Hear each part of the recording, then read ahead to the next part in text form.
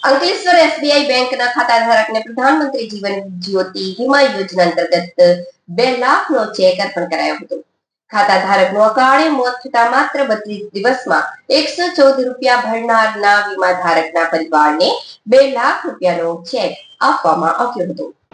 અંકલેશ્વર ગળખોલ ગામની હદમાં ડીમાર્ટ પાસે ઝુંપડપટ્ટી વિસ્તારમાં રહેતા રવિદાસ સોલંકી એસબીઆઈ બેંકના ગ્રાહક સેવા કેન્દ્રના નેટવર્ક માધ્યમથી બેંકનું ખાતું ધરાવે છે.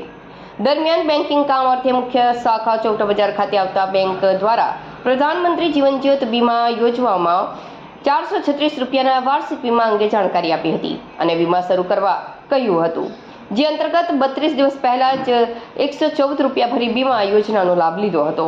આ દરમિયાન રવિદાસ સોલંકીનું હાર્ટ એટેકને લઈ મોત નીપજ્યું હતું, જે બાદ તેના પત્ની કૈલાસબેન થોડા દિવસ પૂર્વે બેંક ખાતે ખાતાના રૂપિયા અંગે જાણકારી મેળવવા પહોંચ્યા હતા, જ્યાં બેંક મેનેજર કલ્પેશ પટેલને મળતા તેઓ દ્વારા ખાતા તપાસ કરતા વીમા યોજનાના લાભાર્થી હોવાનું સામે આવતા તેઓ દ્વારા બેંક ઉપલી કચેરીમાં જાણ કરી ક્લેમ કરતા માત્ર 12 દિવસમાં જ ક્લેમ મંજૂર થઈ આવતા આજરોજ સ્વર્ગીય રવિદાસભાઈ સોલંકીના પત્ની કૈલાસબેનને રૂપિયા 2 લાખનો ચેક અર્પણ કરવામાં આવ્યો હતો, જે મેળવી પરિવાર ભાવુક બન્યું હતું. નમસ્તે, મારું નામ મનોજભાઈ ખત્રી છે. હું state bank of India regional office ભરૂચથી આવું છું.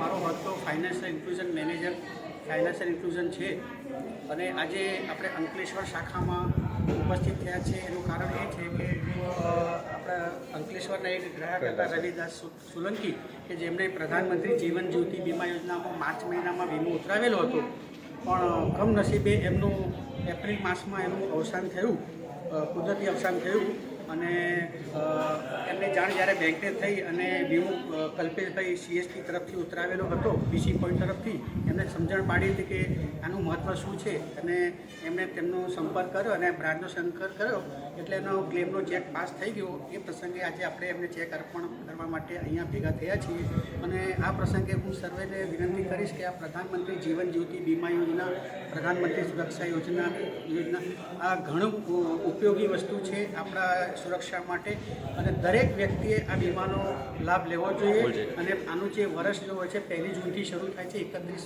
મે સુધી રહે છે. તો હમણાં 1 તારીખથી આનું રજિસ્ટ્રેશન શરૂ થશે. તો હું અપીલ કરીશ કે સૌ વધુમાં વધુ વ્યક્તિ આ સ્કીમમાં જોડાઓ, રજિસ્ટ્રેશન કરાવો. આ સ્કીમ દરેક માટે છે, ભારતીય નાગરિક માટે છે. એટલે હું તમને અપીલ